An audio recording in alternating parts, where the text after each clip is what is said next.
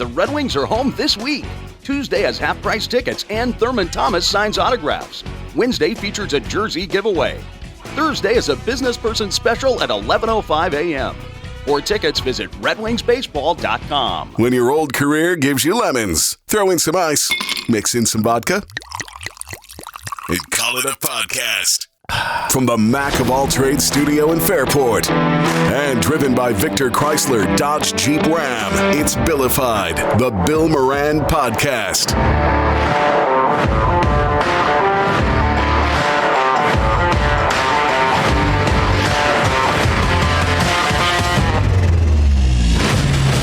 Well, hello and welcome. Thanks for getting your pot on. Thank you for telling a friend. That's how we spread the word.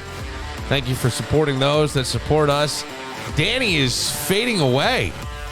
My God, STP, half the man I used to be. He's looking good. Yeah, he's down 30 pounds. Getting in a plane weight. Wow. Yep. This is very impressive. Got another 30 pounds to go. NCAA Do you really want to lose another? I mean, I would like to get down another 30, but that's probably going to make me look gaunt. Yeah. So. I don't know. Try it. Yeah. You're young enough. Your skin will react. Will respond. God, that would be great if Danny had like elephant skin. just hanging Hey, off. man, there's some great surgeons in town that can take care of That is true. That is true. I look like Stewie after steroids. You shave your back. There's probably 5 pounds right there. Actually, didn't you do a bit with them? Didn't you do something with Quintella here like a month or two ago? I can't remember. Oh. No. Or something. We were talking about a certain prosecutor that went. Oh, that's right. Oh, yeah. She did. Yeah, she was public about it. She was very public. Yeah. She looked great. Yeah, she looks fantastic. I mean, she went from droopy dog to hot. Like, my God. I think, that was impressive. Greg Connor's back from Spain? Back from Spain, yeah. Look at this. Yeah, took a nice trip with the boys to Madrid for a couple days and then went to Lisbon for a couple days, get them out of the country, get them whole new experience of how to survive and how to figure things out with two different countries that speak completely two different languages. Yeah. So you went to Madrid first. Yep. I love Madrid. Flew That's into a cool Madrid. city. It was a very cool city. Been there? Yes. Wow. Yeah. It's very cultural. A lot of fun, a lot of energy. The people there are very energetic. Never could have gotten that had I not gone. We had a very interesting weekend. That weekend that we were in Madrid was Pride weekend. In Madrid. In Madrid. Okay. And Madrid is known as, from the people who have been there that have talked to me about it, for the people watching. Yeah. And it was significantly even more interesting people watching. I'm sure it was. That weekend. Now, the way I remembered, it was a long time ago that I was there, the city shuts down at like 2 o'clock. I mean, it shuts down. And then it doesn't really seem to come out of its slumber until, God, I felt like it was 7 or 8. It was. So we flew in from Dallas and D.C. into Madrid. We got in like 8 in the morning. We got to the hotel around 9-ish. So we were like, okay, we want to grab some breakfast or some brunch. And they're like, yeah, they're shut down. They don't open up until about 11:30 for lunch brunch. Yeah. And he goes, and then they're open till about 2. And then they shut down to 7 is for dinner. Yeah. I was like, what? And then it doesn't, I don't know about dinner getting packed. I just remember going to a club in Madrid at 11 o'clock and kind of letting out a yawn like, ugh. It's like nobody's there. 1 o'clock in the morning, you couldn't move. And it stayed that way till 5. Yeah. It's like a totally different life. So we got there and we talked to the concierge about, like dinners and Which clubs can I take the boys to? Well, I didn't necessarily wasn't thinking that. I mean, Luke is because Luke could drink. The drinking age for beer was 16. Yeah, I ran over to McDonald's and got a beer as soon as we left. Liquor and wine is 18. A McBud. I was 17 at the time. They've got the one thing about Madrid that we really like that I just loved is that they have a ton of rooftop restaurants and bars. Yeah. So we essentially went like rooftop hopping and it was a blast. Yeah. But the concierge was like, okay, we got a restaurant for you. And then she was like, do you guys want to go out afterwards? We're like, yeah, sure. She's like, well, I can get you a reservation at one of the great clubs. I'm like, all right. She's like, what time? I'm like, after dinner. She goes, well, it really doesn't open until 1, and it doesn't really get cranky until about 3, and then it stays open until 6. I looked at the boys, and they were like, we're going to be sound asleep. It's amazing, right? So you went ahead and bottle service yourself. And it's so like when when you wake up in that city, like we're so used to. You go to New York, man. New York's hopping. Yeah. By 6 a.m., it's you hear people cursing at each other and bikers getting knocked off their bikes because a truck just hit them. And it's pretty much like that everywhere. The only other city that I thought was as quiet is Toronto. Toronto's very quiet to me. Like I'm so used to once in a while you'll hear, but it's always quiet. Madrid, I just remember traffic, but even that was like a light buzz if I remember in the morning. Yeah, I'm like, when do these people work? The interesting. So for me, it's like Paris. I think Paris is the most beautiful city I've ever been to. The buildings are only 5 or 6 stories high. There's never garbage on the street. You don't smell anything. We know about the French. It's filthy, stinking French. Well, they may not shower or use deodorant, but that's why they have the perfumes. Yeah. Madrid was the same way. The buildings aren't too high, probably 5, 6 stories. There's not a ton of, they don't have like garbage like New York. There's just garbage everywhere. Yeah, there is. Yep. But they had beautiful trees, the tree-lined streets. Yeah. The streets are really narrow. That was the thing that kind of grabbed me was how old cobblestone school. too, or yeah, no? there was a lot of cobblestone. There were some of the main European drags. way. They're all but everything built that way. And it was absolutely gorgeous. And the people there were very friendly. They were very, very welcoming. I want to ask you something because I have talked to people about Spain and they wouldn't go to Spain because they hear, and I don't know if the truth or not, but all cards on the table. Your son is black. Yeah. But they say that it's a racist country, and I don't know if that's true or not. Well, I will tell you that one of the things that we had noticed or appreciated was the lack of racial diversity. I mean, there was some, but it wasn't nearly. I mean, Toronto was like everywhere you look, there's diversity. Yes. But in Spain, there really wasn't, you know. And like if you go to London or Paris, you'll see, Asian, you'll see, black, brown, Indian. It's everywhere. But there really wasn't a lot of that in Madrid. Well, now, I have family members who are worried about that because of racism. Oh, sure. Yeah. Well, the other thing is, I went, I don't know. So we were I was trying to figure out what should we do while we're in Madrid. How can we take in and experience Spain through Madrid? So it's like, okay, what important thing, what has Spain contributed to society and the world that Finding we America. could, you know what it was? Nothing. Yeah. Golf. Yeah. They got like great golfers in soccer. Well, That's I thought they funded Columbus. Oh, we don't talk about him anymore. That's it, right? Didn't they fund him? I thought They did. And then while we were in Madrid, the whole thing broke about the tourists in Barcelona got paint thrown on them. Yeah. I saw that, and I was going to ask you if you had any of that. Yeah, where you we were. did not have any of that. So we had a tour guide. We were walking through Madrid, which was and again beautiful, great architecture. This beautiful park, kind of like Central Park. And we were like, what's the business? What makes Spain tick economically? He goes, you. We're like us. Yeah, He's like, tourism. It's the He's number like, one tourism thing for is Spain, it. huh? So you want to talk about a government? They're gonna. Those people that were throwing paint or spitting on tourists, you don't want to do that. You're going to be unemployed. Yeah, that is. So those were government workers that did No, that? I don't know if they were or not. Oh, okay, I didn't follow that well. I remember going to a place called Costa del Sol, which is down on the beach, and it's beautiful in Spain. That's where there was a bunch of young people. And I remember this kid from Belgium walking up to me and goes, hey, are the houses as big as they are in the movies in America? And I remember being like, wow, that's kind of, you don't see how America's perceived around and if you've been to London and stuff, it's tighter quarters, right? Most people live in much tighter quarters than they do. Well, and that's the thing, too. When we had Sam's friend, he made friends with the exchange student. From Valencia. Yep. And he was talking about the beach and everything, and he was just shocked at everything and how everything's so spread out and big here. Yeah. Like when we took him to Niagara Falls and how it was just there. Yeah. It's a different, I don't know, because these cities are old. The tight quarters. I mean, even if you look at I want to go check out Cyprus someday.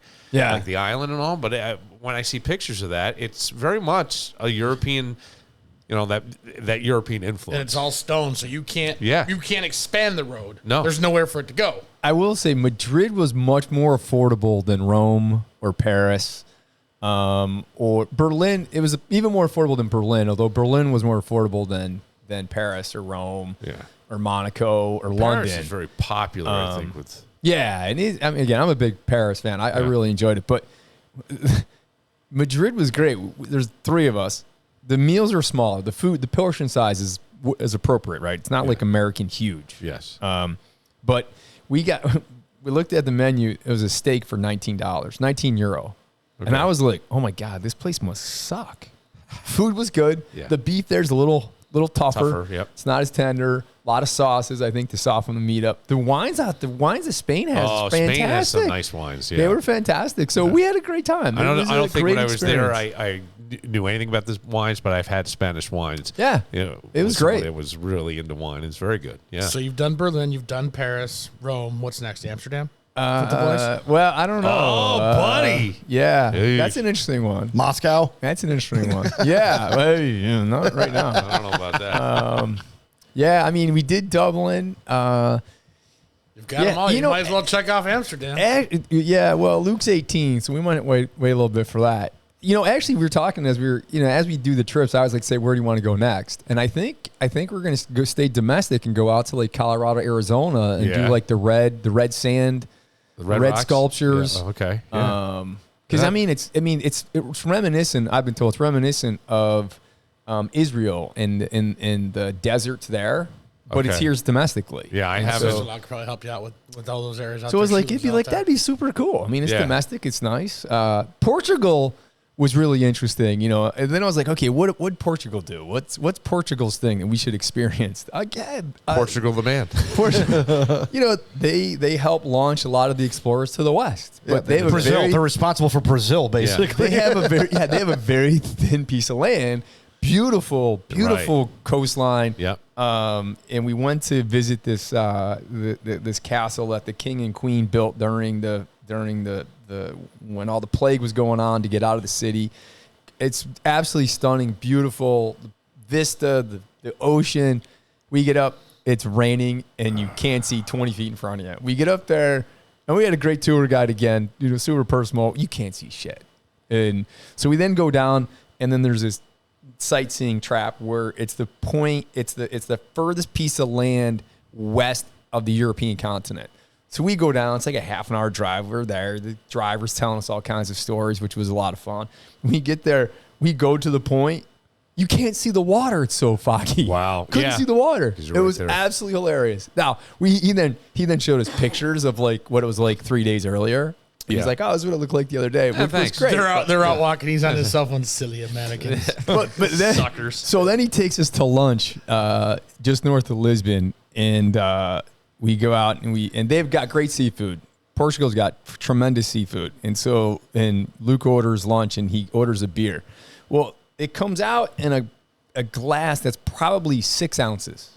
That's the beer. That's the beer. Okay. And I said to him, and I was like, I was drinking wine, and I said to him, I go, look, they're serving you a young man like you with a shot of beer. And our tour guy goes, yeah, it has a bit of a punch to it. So Luke drinks it during the appetizer, and the waitress comes back around. She's like, would you like something to drink? He's like, I'll have another one. And I go, yeah, he wants the big one. And she goes, seriously? She looks, she's like, really? And he's like, yeah. The tour guy goes, hey, he goes, somebody's going to be taking a nap this afternoon. And I'm thinking, what? He goes, that beer is like 5 times stronger than American beer. Oh, man. He got a quarter of the way down, and he was perma-smile. It was perma-smile. That's funny. It was great. He finishes it, right? Because we had a long lunch. It's a European lunch. Oh, yeah. He finishes it. We're driving back to the hotel. Guess who's napping in the back of the car? Yeah, him. Luke was sound asleep. Sound asleep, yeah. Sound asleep. That's great. I was going to guess Greg, and the kids were both ready to roll. No. That's funny. I always wanted to take the boys out west because I loved the Grand Tetons and Jackson Hole, Yellowstone National Park. You get down into Utah and Mount Zion. It's absolutely gorgeous. Actually, I'm right now in the middle of, I have no idea where things stand. Jameson wants to come live with me. So it's a big transition. And I had some serious conversations, and he calls me and goes, so have you talked to my mom? And I said, I did, but you have been in a non-traditional school setting, like a Renaissance setting, where a lot of it's online, so you get to do it at your own pace. I go, that's not going to be the case. You come here with me. And I said, and if you come here, I want you here for 4 years, start to finish high school. Right. We're not no moving around. Back and forth. No. Yeah. And I said, Did you also have the talk that it's your rules? haven't had that talk yet, but then I He hasn't figured out the rules yet. I haven't figured out the rules actually either. That's If you need any help, we can help you out here. just Dad's rules, Jameson's rules. well, the thing that Greg will draft up some we had a legal great time paperwork for because you. he was here for 14 days or so, and then after he left, I was so sick I laid on the couch from like Thursday right through Sunday. You and Biden had COVID. I huh? couldn't. So I went to the doctor. I got tested for everything, Oh. and there was nothing. I came back just a nasty virus, and I'm trying to shake it still. And I'm like, God, but so he's really pushing to come here. He wants to play basketball. He wants to be on the team, and I was just that's my big worry is that it's going to be one of these things. It's like what's motivating this? Yeah. Because when you get here, He's in what grade? He would be going into his freshman year. Going into his freshman year. Yeah. All right. So I said, now's a great time. Yeah. And I'm certainly open to it, but this can't be. And I go, and I don't think your mom's going to stay where she is. I saw that is over. It's not like going back and I got my friends and, hey, it didn't work out in New York. There's none of that. Yeah. It's either we're all in or we're not doing it. So. Hey, it's like when the Spanish came over to America. Yeah. When they came, they burned all their ships. Because you're in. That's right. There's You're no in. going There's back, no man. going back. Captain said, "We're done. We're here. Right. Nobody's going back. And there's no mutinies. You're in." So it was just trying to navigate, all that. He seems very, I'm serious. I'm in. And I said, well, there's all these other things that I notice and I see and I don't like. And I don't want them happening here if it's all of a sudden, well, I felt like that teacher didn't like. I go, I don't want to hear any of that stuff. He right. goes, no. I was when I was in 7th grade and I didn't like school. I'm good now. I'm good. So. Yeah, it's one thing. One of the things I really enjoy about taking the trips with the boys is that one, it gets them out of the time zone of their friends because it's all phones, man. Yes, it is. It's just constantly phones. Yeah. So we're 6 hours ahead there, and so at 6 o'clock in the morning, which none of their friends are awake at 6 o'clock in the morning, it's noon. Yeah. So their friends are getting up between 8 and 9 o'clock here on the East Coast, which means it's 2 or 3.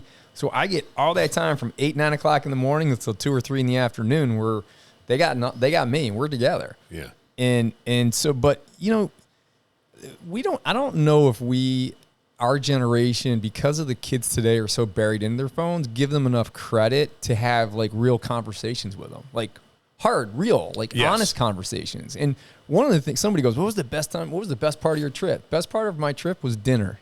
Yeah. Cause We had dinner and we had adult conversations. I mean, we were talking about politics. We were talking about their career path. Luke's going to college in 2 weeks, which is killing me. Yep.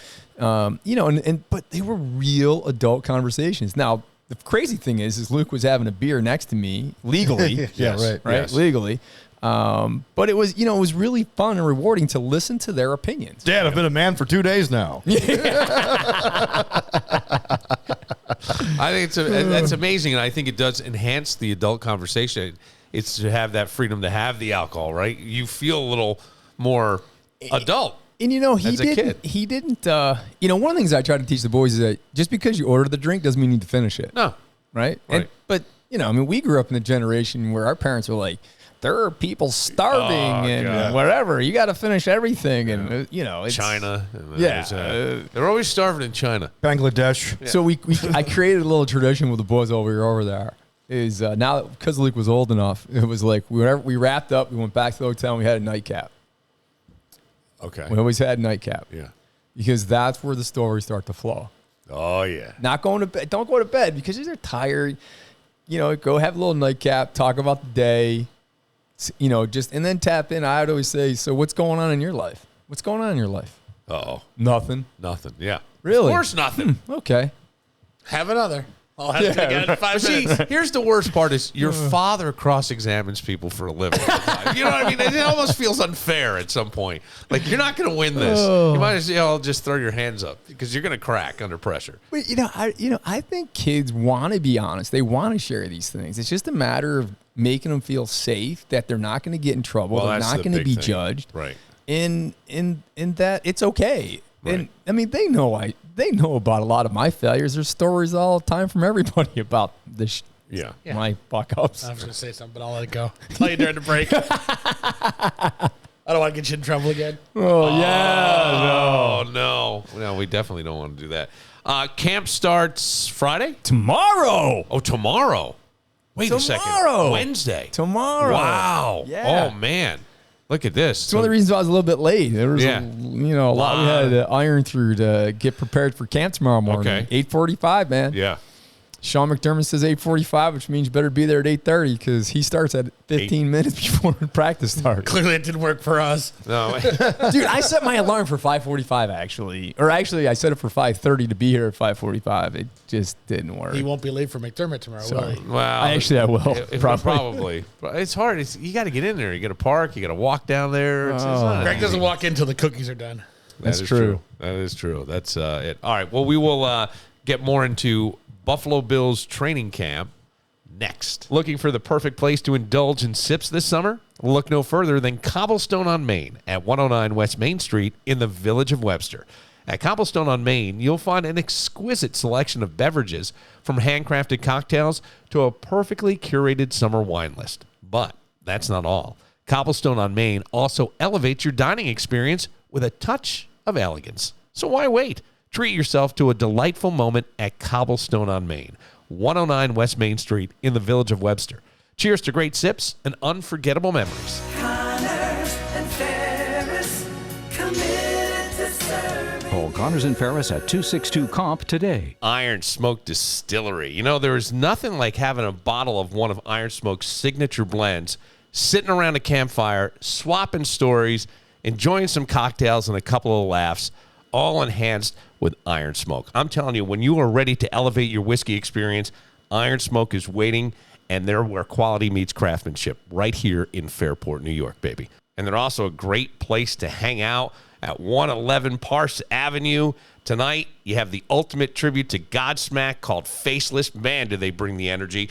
Tomorrow night, Friday, July 26th, the Acoustic Sunset Sessions begin at 5 o'clock with Deborah Magone and then Tommy Burnett and the Prophets and Thieves. It's a birthday weekend kickoff.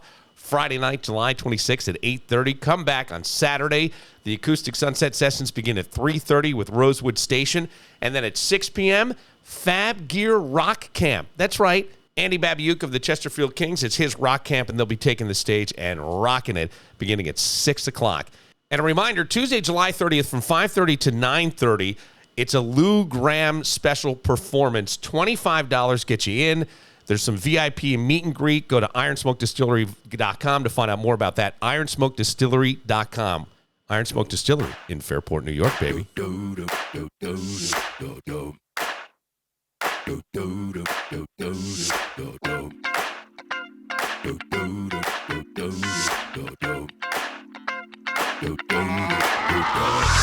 This shit that ice cold, Michelle fight for that white gold.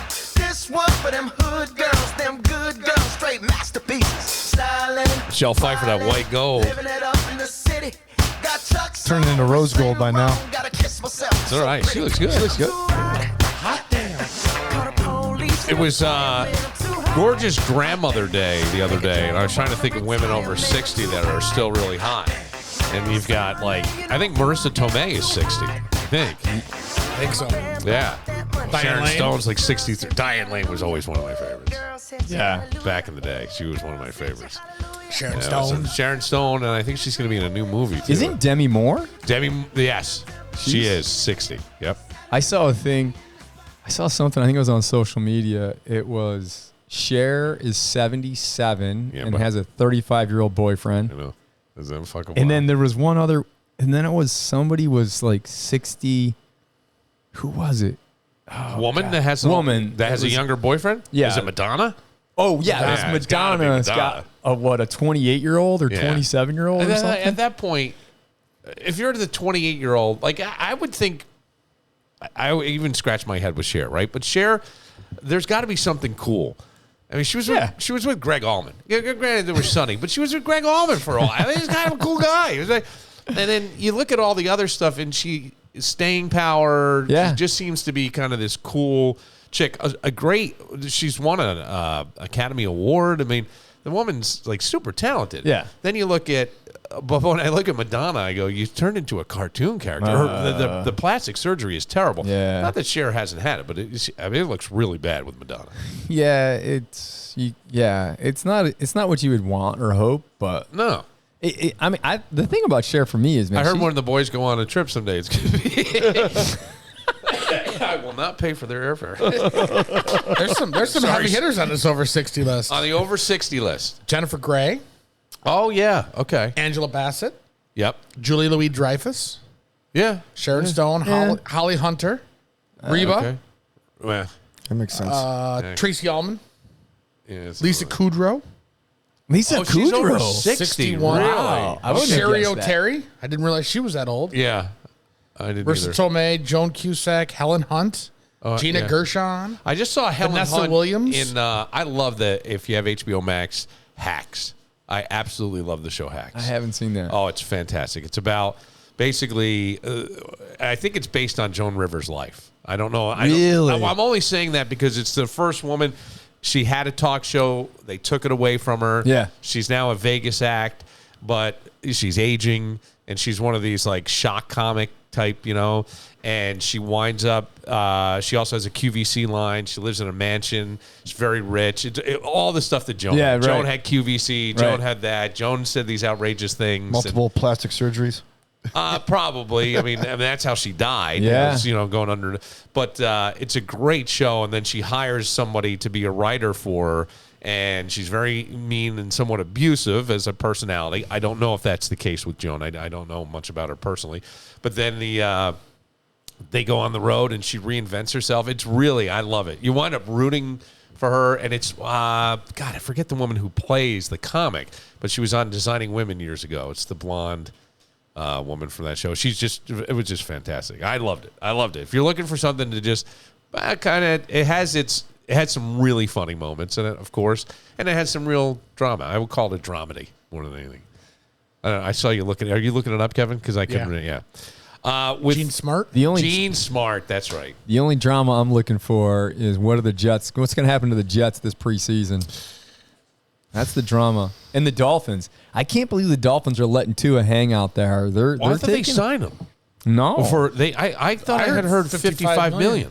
When? That's the offer. I don't know if they signed it, though. If he doesn't sign it, he's an idiot. I thought he $55 million a year? Yeah. Oh, Yeah. when did that pop up? Yesterday is when I didn't see heard it. about it. I didn't see it. I've been I sort of haven't out of seen touch. it, and I was on NFL Network today. I nothing. didn't see or hear anything about that. But I mean, if they sign him for that, God bless them. They're going to have to make other decisions. But it's interesting. I mean, Well, they have Tyreek Hill is.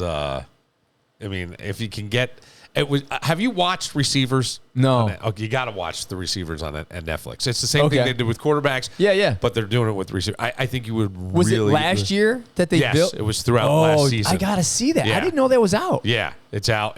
I've watched 6 episodes while I was laying on the couch, and it is.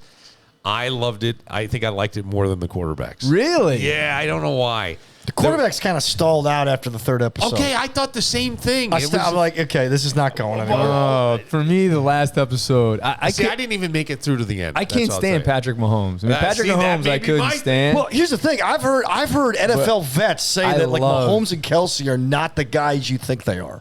They're just incredibly talented, but they're not great leaders.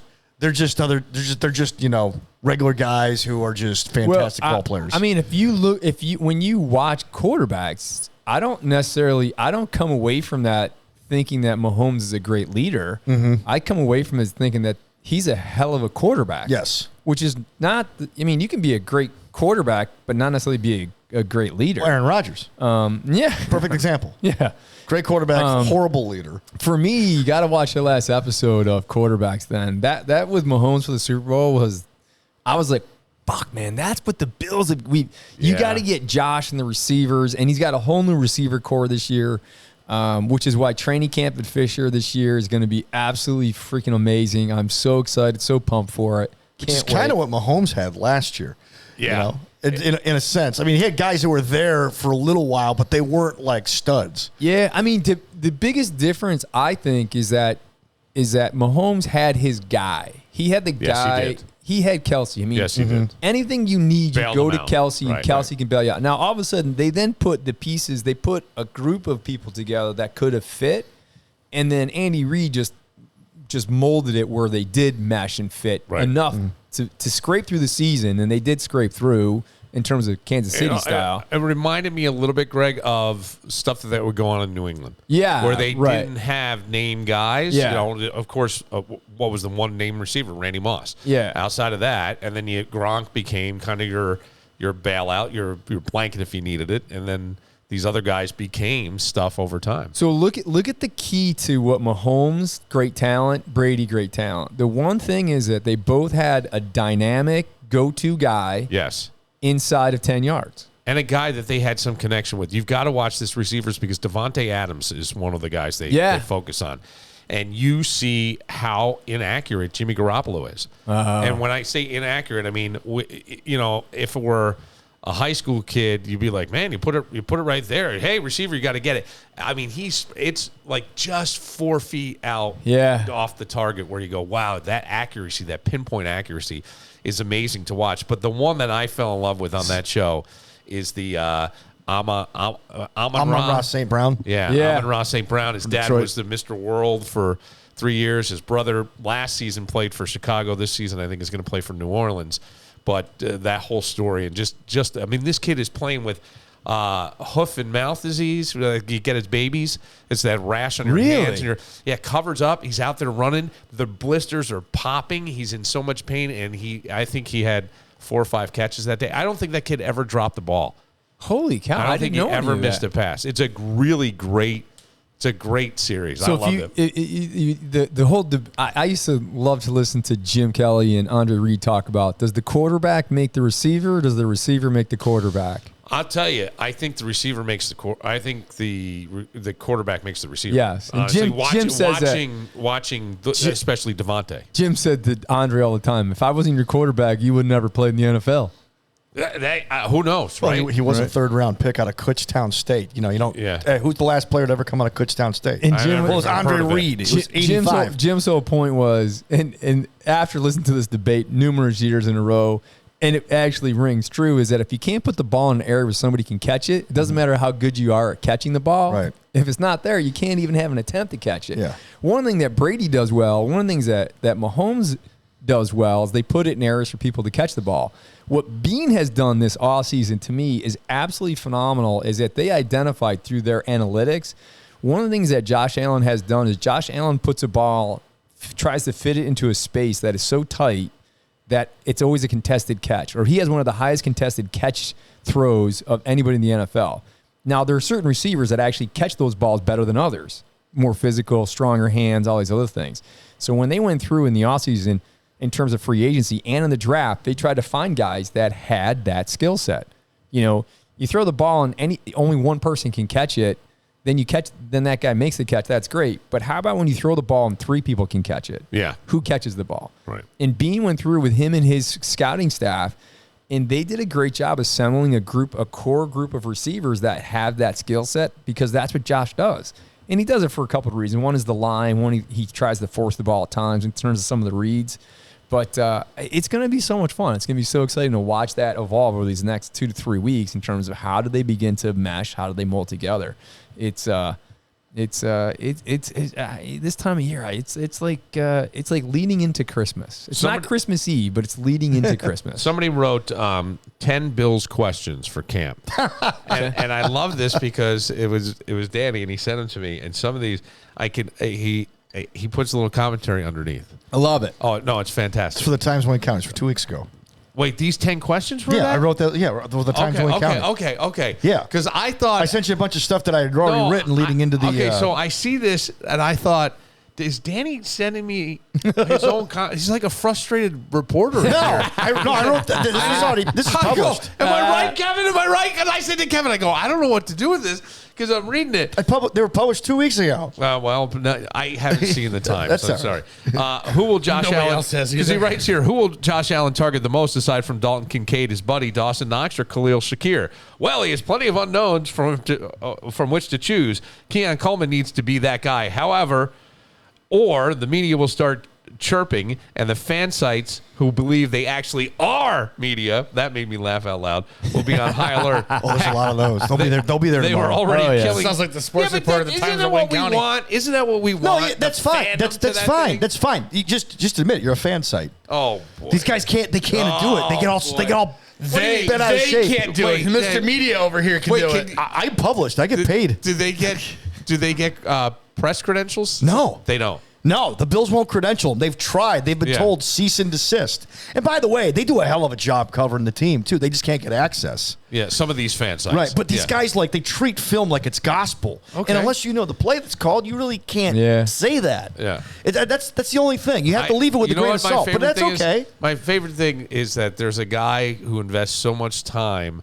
into something just for the pleasure of it, but he ignores his wife and his kids. Well, that's the other thing, too. I don't know how these guys do it. Well, but the All you gotta do is ask him. Just call him But right the now. the other part is like I love watching you get mad at them because I just think it's fun. The whole thing is fun it to is. watch it all. There's entertainment Especially when he within. starts tweeting about There it. is entertainment within entertainment. There is, Yeah. absolutely. Yeah. There's the drama within the drama. Well, to me, Coleman's going to be the guy that everybody's watching at camp over anybody else. I mean, they'll all be watching Allen, but they're not worried about Allen. They'll be watching Von Miller. They're a little worried about him. But Coleman's the guy that they're going to watch. The key is going to be what's Claypool going to do? Yeah. How is he? Is he actually going to rebound? that's one of the questions. Is he the guy who's going to do that? How about Marquise? Right? Yeah. Valdez Valdez Scantling or whatever his name Is he going to be a release valve? What's for he Josh? going to be? Is he going to actually step up and perform at a level above where he has been? I mean, these are the things. So when I think of what Bean has done is he's taken all these guys and he's assembled them now. The names that we knew last year and 2 years ago, they're gone. Yes. Gabe Davis is gone. Right. Get him out of your head. He's not there anymore. That's disappointing. Yeah, for you it is as a Patriots I fan. loved you and your Gabe relationship. God, yeah. Gabe was great in that Kansas City 13-second game. He was. Fantastic. He was. amazing. I really thought that was the had a beginning career- of he had a something that career was in going to that be game. unbelievable. Did we not? Yeah, That we was did. the pinnacle of his career. Didn't they do a whole special like on the Bills YouTube page or something on his workout routine and all that? I thought he got a lot of attention because of the 13-second game. He did. Yeah. And unfortunately, he didn't have the same consistency and perform and make some of the catches or create space for Josh to actually throw the ball where it wasn't a contested catch. And that's He make these most amazing catches on the sidelines, but he couldn't handle a 5-yard out. Were we at a game where we were watching TV where we saw guys saying bye Gabe, and he's turning, he's like flipping. Oh, it was the Denver night. It was Denver. It was the Monday night game. It was the Monday night game, Yeah. and he was like so pissed. Yeah. And he's yelling back at fans. They were doing it in front of Scott Van Pelt. Yeah. Bye. Yeah. See you, Gabe. Done. You're done. You suck. Get out of here, Gabe. Yeah. That was just Greg. At training camp last year. Yeah, it's. I mean, Dalton Kincaid's coming in his second year. I mean, Yes. the NFL insiders tag him as one of the top 10 tight ends in the league. Great. And as a second year player, with what he has, what he showed last year, and his skill set, I'm excited to see what he can do. I mean, Dawson Knox is maybe a top 30 tight end. Maybe. And maybe. And Dawson helped out, Josh quite a bit. So you get a guy talented like Dalton. Dalton could be like that new young Kelsey. Yes, he could. He could. He doesn't quite have the speed that Kelsey had, but his hands are unfreaking believable. He's got a great sense of finding space. He creates great separation for a tight end. His skill set is phenomenal. And the other thing about Dalton Kincaid is that as a person and as like a story, he's got a great freaking story. He comes out of Vegas, essentially unrecruited, like Josh. Yeah. He goes to San Diego State. San Diego State's like a nothing D1 school, and he does well, creates opportunity for himself, and then he ends up going to Utah. Yeah. Why did he go to Utah? Why? Because the coach he had at San Diego State went to Utah and said, "You're going to be my feature guy." He goes up there and then creates the opportunity he has now going to the NFL. By the way, Dalton Kincaid is the reason I make fun of like the hobbyist media, which, by the way, I do enjoy. They're great. The hobbyist media. But like nobody so leading up to the draft, all these guys are Should we have are something telling this everybody week where we get some of these people on every week? We call it like Hobby Week? Yeah. Hobby Corner? Yeah, I was thinking Hobby Corner, Hobby Lobby. I don't know. Hobby Lobby. But they would let they'd Dan be just shit on him too. No, they'd be because I think offended. why would they be offended? because they think that they're pros. Wait, That's they my, don't that's my need to point. know that we're calling it Hobby Lobby. Okay, all right. We just don't tell them, but we get them on. Some of them are Maybe these guys are great. hashtag is fantastic. Cover One is fantastic. They're great. Yeah. But the one thing that like a lot of these draft nicks, right, got into before Dalton Kincaid got drafted, they're all making all these picks of who the Bills are going to take, right? Yeah. And nobody got Dalton Kincaid right. The next morning on the flagship station, you would have made it. You would have thought that they had. Yep, Dalton Kincaid. That's what we thought. Yeah, right. We had it the whole time. Right. And here's what we think of Dalton Kincaid. Dalton Kincaid has already had the greatest single season in Buffalo Bills history for a tight end. Yeah. He's Really? already. Pete Metzelaars no. was their leading receiver in '93, and he already surpassed those numbers. Did he really? I looked it up. I looked it up. All right. All right. See, that's a okay. professional right there. That is. That's why. professional. That's why the Times of Wayne County snagged him while they could. That's what happens. So you got to be there. Talk to me about. He started bringing up. Danny mentioned Von Miller. Yeah. We haven't heard what was my mother used to say? Hide nor hair. But there was nothing that My mom too. has really been said. We haven't heard from him. He hasn't done. He came out and said he shouldn't have played last year. But there hasn't been a lot of. I don't think he's been doing his podcast. So Well, the thing with his baby mama didn't help. Exactly. But is there? What are we hearing? Or are you hearing anything with Von Miller? So on Sunday, I was fortunate to play some golf over at the club and was able to talk to a couple of good people. And Vaughn views this season as the defining season for his career. This season, 35 years old, right? This season, and the 36. reason why he defines it, the reason why I said it's defining is that he's already accomplished everything he's wanted to in his career, and everything that could get him into the Hall of Fame. He's won 2 Super Bowls. He's two different teams, Denver and He's Rams. got longevity. Yeah. He's near the top in terms of sacks, and he's regarded as one of the best edge rushers in NFL history. But he came back from an injury. He came back from a season-ending injury last year, Thanksgiving, yeah, and didn't perform. All right. And so this is the year for him to then to negate and to stifle all the naysayers. He committed himself after the game, after they lost against Kansas City last year. He committed himself to do everything in his power to be ready to come into this season, to be ready. What is a guy? Because I'm thinking back to Receivers on Netflix, and when you do watch it, because you will now, and especially after I tell you about Amon-Ra and what he does, he has a handwritten list of the 14 receivers taken before him in the draft. Yeah. He reads it before every practice. He reads it before every game. He probably reads it every night before he goes to bed. That is motivating that guy, and he's unbelievable. It even has a thing because his dad was a Mr. World professional champion, 2-time amateur, Mr. Universe, but amateur, not the professional. He says at one point when he was in Pop Warner, somewhere between Pop Warner and high school, he wasn't at the high school level yet, there was some kid they played against that was fantastic. And the kid was not dropping a ball. And he goes, that kid's got great hands. So his father, John Brown, went over and asked this father, what do you do? And he said, we have a jugs machine. Put the balls in, 200 catches. He goes, so we're going to do 202 every day. Yeah. But you watch this kid and he doesn't drop it. So Von Miller, who's 35, and you just said, accomplished everything he set out to accomplish. Won 2 Super Bowls with 2 different teams. What motivates him to come back like this? Oh, it's competition, man. Yeah. It's win. Yeah. It's, and being a 50-plus-year-old man right now, it's like, what gets me up in the morning, it's the competition. It's trying to be better today than I was yesterday. He actually has a specific measure that he has to accomplish that. He knows he's done what it takes to reach the pinnacle of success in his career. Yes. In his profession. Right. He knows what it takes. Yes. So he's been there. But we always say the guy that got paid. And I'm not saying that's the case with Von Miller, but we hear that, right? Oh, with the guy Bill. playing for the contract, the Justin Jeffries before. What is he going to deliver? Jefferson, excuse me. You got your own business now. You know what the difference is. It's discipline. Shit in my pants. It's discipline. Every day he writes down all the podcasts that Well, you know, I don't, but I know what you're saying. it's the Kobe Bryant mentality, right? If you've been It's Shapiro, Kobe. I'm coming. Greg just writes for him. William fucking Matar.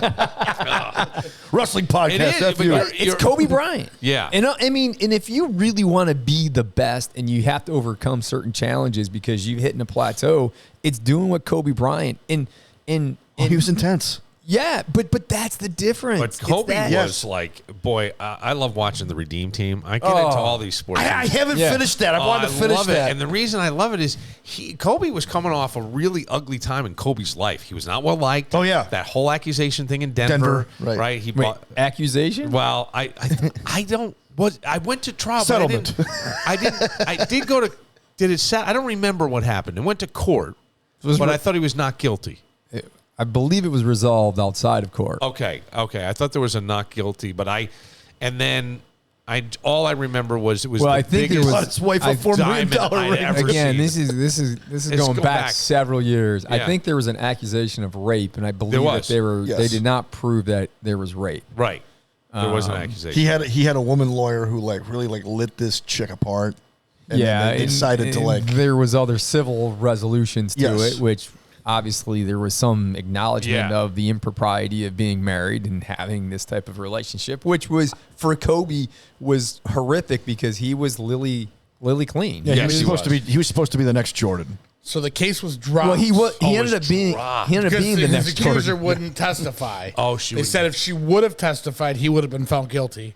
Oh. And then okay. the civil Yeah, I could- suit outside of court was settled. That had to be hard for her to watch then, because boy, talk about forgiveness, right? Wait a second, though. It all depends on how many zeros there are. Well, who knows exactly?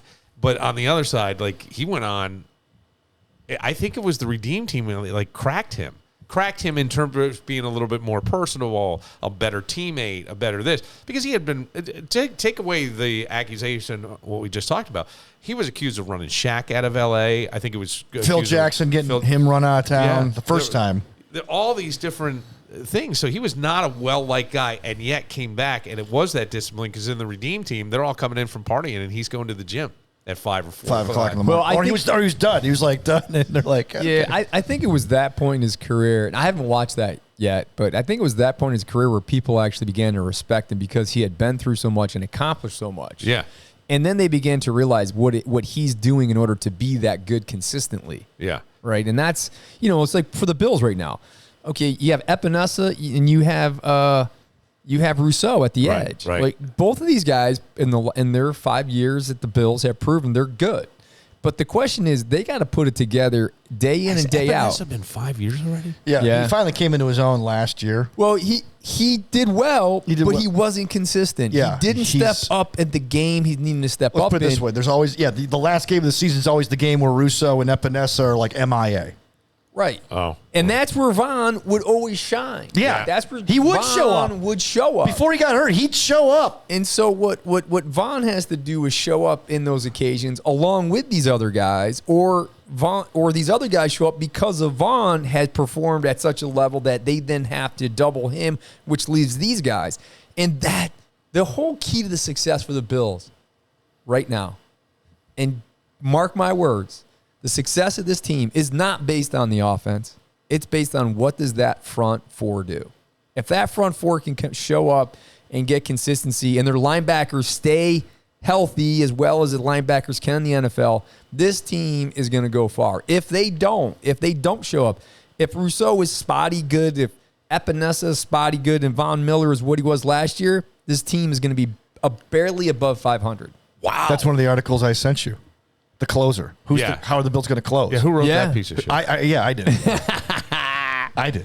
Because I'll tell I you, did. with the absence of the safeties, the secondary, the corners are actually got some good season. They've got some good experience. They've got strong corners. Their safeties are new, essentially. Yeah, they are. And so you joked. Here we go. Here we go. Here it is. As a former defensive back, Take a drink, everybody. here we go. Cheers. All I can tell you is I was always better when my defensive line was good. Sure. When they're good, I Yeah. was a lot better. Well, you get to see the play develop a little bit Well, more. the quarterback's got to make a quick. Yeah, He's got a quick decision. I'll make a mistake faster. And so, and then after every game, if you watch the tape of like Alfred News, Greg was thanking his front seven after every game for his interception. Definitely, man. What is Luke going to? Luke's going to play football. Your son. He is. He's going down mechanical engineering to Alfred University, and he's going to play. He's either right now they got him slotted as an edge rusher, as an outside linebacker. I think maybe strong safety as well. He can drop into coverage a little bit, but are they going to take 2 out of the rafters for him? You're such Number a fucking Is he going to start, or is he going to like start He's slowly? a freshman. No, he's Do you know who his father is? Man. Well, that's why I asked. He's got a. And the There will be a different second Connors Hall soon on campus. the difference between high school and college is physicality, right? And Luke is a lean kid. He needs to gain probably 10 or 15 pounds to compete at that level. And he's working at it right now, but he's young. He's 18 and he's looking 18 good. and drinking.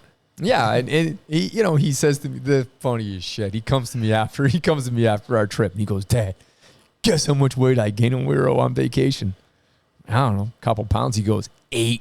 Yeah. I'm like, there you go. He goes, I think it's the beer. I think he's right. We got to turn into protein. That's not the good way to gain, though. That'll be. It's not the right weight. But. No. All right, we'll take a moment. We'll get a little more training camp. Of course, the Olympics start. The Olympics, I saw this earlier, too, and I think you sent it to me as well. You're talking about people in their prime, and you're trying to prevent them from having sex. And this method, it's ridiculous. We'll get to all that right after this. What? At Circulaw, their foundation lies in this, the belief that everyone deserves a fair defense. Steve Circu and his team tirelessly strive to ensure that their clients' rights are protected, and they leave no stone unturned in building a really strong case. So, if you're facing a DWI or possibly accused of a crime you didn't knowingly commit, Circulaw will defend your rights and personal freedoms. Now, look, they've litigated criminal cases of every scenario. Simple misdemeanors, they've done it. Serious felony offenses, they've handled that as well. At Circulaw, they believe preparation is key and make sure to thoroughly prepare for every possible scenario. If you've been charged with a crime and need a defense attorney with integrity and experience both in and out of the courtroom, it's Circulaw. Call them at 585-385-2510, or you can email them through their secure contact page at circulaw.com. Make sure your rights are protected with Circulaw. BTB's wood-fired pizza and grill in the Mall at Grease Ridge. RV enthusiasts, it's July, and you know what that means. It's model year-end clearance month at Myers RV. That's right. All 15 Myers RV locations are making room for the new 2025 models. Everything's got to go. Lowest prices of the year on all closeout models. We're talking travel trailers, fifth wheels, and motorhomes, all priced for immediate delivery. You can shop the best deals from the nation's leading manufacturers: Grand Design, Winnebago, Jayco, Brinkley, Keystone, Forest River, and Thor. Myers RV has them all. If you're in the Rochester area, Myers RV's 3 convenient locations in Caledonia, Farmington, and Webster have the best brands in the market. To grab these incredible deals, visit MyersRVs.com for more information. And here's something new. Myers RV is now renting Class C motorhomes at all 3 Rochester area locations, perfect for your summer getaway. So, what are you waiting for? Head over to Myers RV and drive away with your dream RV today. Remember, it's model year-end clearance month at Myers RV. The lowest prices of the year won't last long. Myers RV, your adventure starts here. Visit MyersRVs.com now. I feel that chill, smell that fresh cut grass. I'm back in my helmet, cleats, and shoulder pads.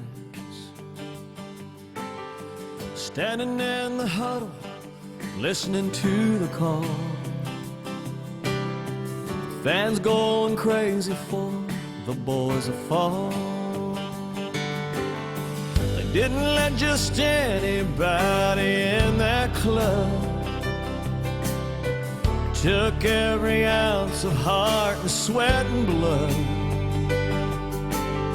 to get to wear those game day jerseys down the hall.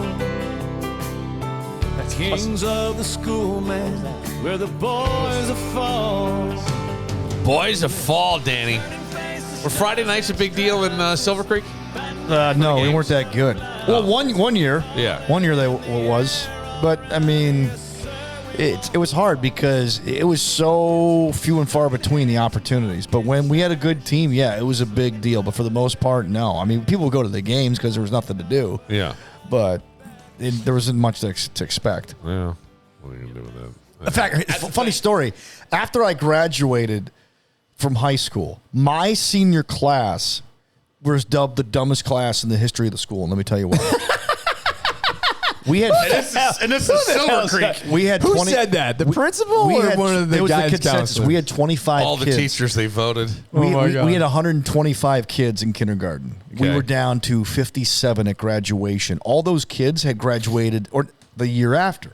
So those kids end up playing football when they're 19 years old. They're supposed to be college freshmen. Of course the team was good that year because all those kids were supposed to be in college where they wouldn't have played it down. And they go and they almost get to Rich Stadium. They end up getting beat by Eden at Eden in the playoff game. And they're like, "Yeah, this is so sad." I'm like, "You had an extra year to play. I don't want to hear so sad. You got to play high school football at 19." Oh, that's hilarious. That is Guys my age. I'm like, "You're supposed to be in college." Damn it. I was in college. I passed my school. All right. Well, I did good. I did well. If they held the kids back, sometimes also boys touched the need ball a your year to mature. I don't know. Something like that. They were like full-grown men. Yeah, that is weird when you have that. Yeah, we had that in my school too. There were kids that were left back repeatedly. And Don't tell anybody, but I'm 20. Yeah, you can stay in school till you're 21. Yeah. Yeah, Really? yeah. I'm pretty sure in New York State you can stay in. I don't know. I don't think you can anymore because I don't think they have that no kid left behind. I don't think you can't fail anymore. Fail forward. I think some of it might be for kids with disabilities, and then that way they can stay in the school till you're 21 before they have to transition you to some alternative learning center or job or something like that. So I'm pretty sure the 21. I think you're right. I think it's for people like my brother who was in school till 21. Yeah. I think those are the things. But I think. I know there were kids in Pine Plains that were there till they were almost 21.